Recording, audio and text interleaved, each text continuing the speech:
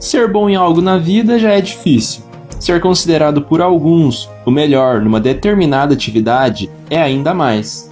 Se a gente falar do esporte mais popular do planeta, em que 8 a cada 10 brasileiros já nascem querendo ser pelo menos profissionais, aumenta, lógico, ainda mais a façanha. Agora você pensa num moleque de 17 anos chegar numa Copa do Mundo e jogar como se brincasse com os amigos no quintal de casa. No Santos, jogar com uma leveza e uma genialidade incomparável. Viver uma carreira inteira quase no auge. Ter um peso e uma relevância para o esporte que talvez nenhum outro tenha.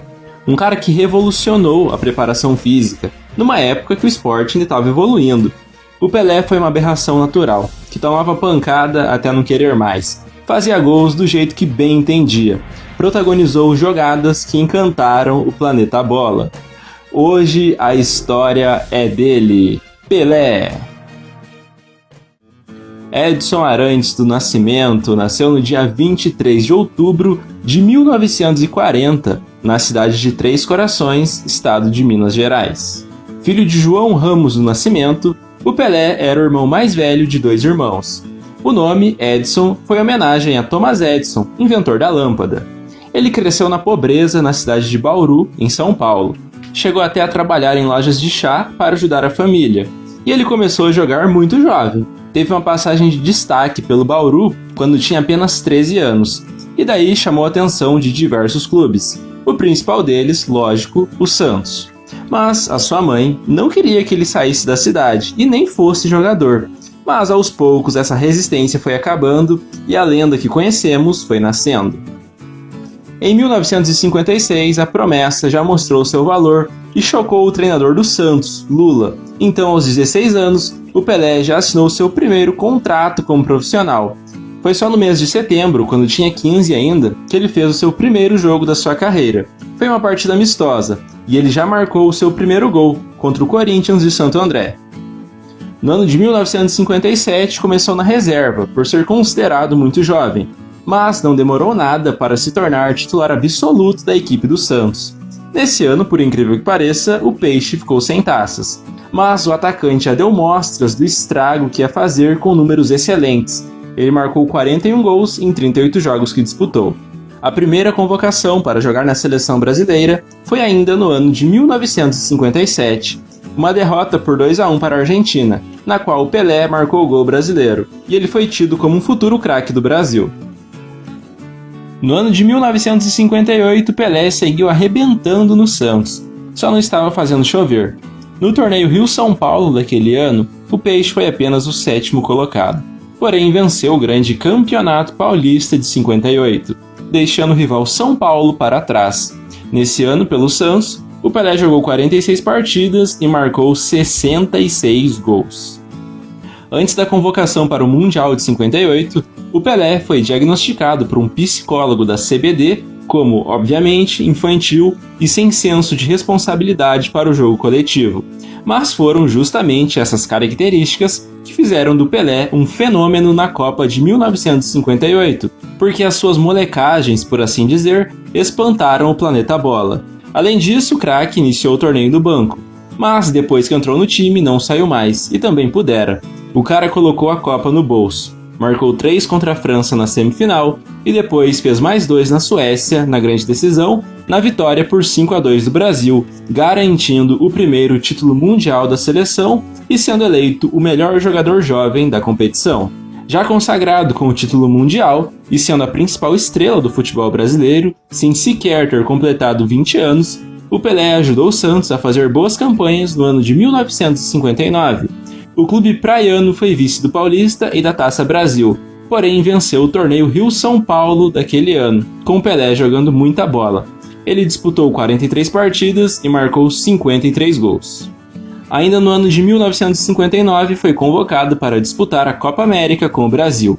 Para variar, ele foi soberano, marcou 8 gols em 6 partidas e foi o cara da seleça, além de artilheiro do torneio e melhor jogador.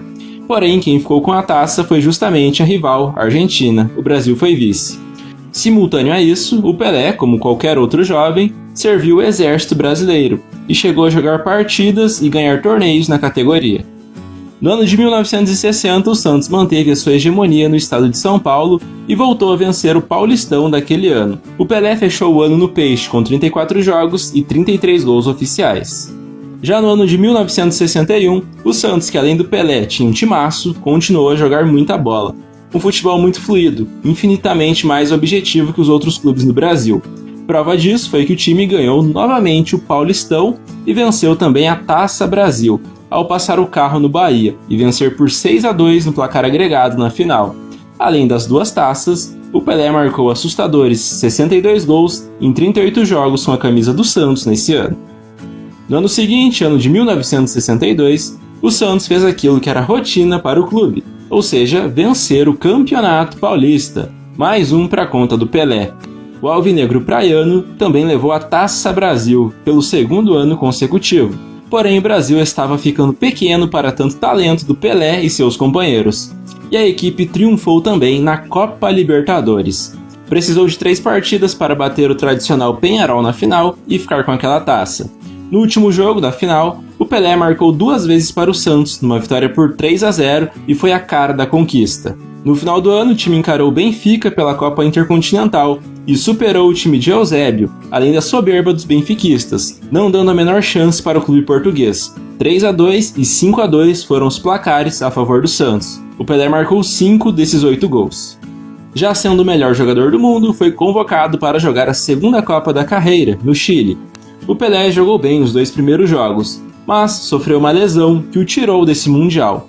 O Amarildo entrou bem no seu lugar, mas foi o Garrincha quem chamou a responsa e deitou demais, sendo o nome da Copa de 62, ajudando muito o Brasil a ser bicampeão mundial e colocando mais esse troféu então na galeria do Pelé. Depois de tantas façanhas, o Peixe seguiu numa pegada monstra. O time era soberano no futebol nacional e sobrava com relação aos adversários. O Santos ganhou o torneio Rio-São Paulo, ganhou também a Taça Brasil e ganhou novamente a Copa Libertadores, dessa vez batendo Boca Juniors na decisão. Por vencer a Liberta, o time teve nova chance de disputar a Copa Intercontinental, que hoje conhecemos como Mundial de Clubes. Dessa vez, o Milan ofereceu muito mais resistência e venceu o Santos por 4-2. Depois o Peixe devolveu o mesmo 4-2 e por fim bateu os italianos por 1-0 no jogo desempate e ganhou mais um título de relevância mundial. Ao todo no ano foram 4 taças do Peixe. E o Pelé jogou 36 partidas e marcou 51 gols. No ano de 1964, o Santos continuou sua sina e venceu o Campeonato Paulista, o Torneio Rio-São Paulo e também a Taça Brasil. A nível nacional, não deixou passar nada. O clube acabou caindo na semifinal da Libertadores e perdeu a chance de um tricampeonato. Mas em números gerais, esse ano foi mais um fora de série para o Santos, que somou mais 3 taças. O ano de 1965 do Pelé foi acima do próprio nível. O cara estava realmente imparável. O Santos, tinindo e entrosado como sempre, o ajudava a ter números e atuações de outro planeta. Em caráter coletivo, o Peixe ganhou mais uma vez o Paulistão e venceu também a Taça Brasil. Mais 2 títulos muito relevantes foram para a Vila Belmiro. O Pelé, aliás, foi o artilheiro da Libertadores daquela temporada. Nesse ano ele jogou 44 partidas e meteu incríveis 63 gols. O ano de 1966, no entanto, foi bem atípico, e o Santos ganhou só um título, foi o Torneio Rio-São Paulo. Foi vice da Taça Brasil.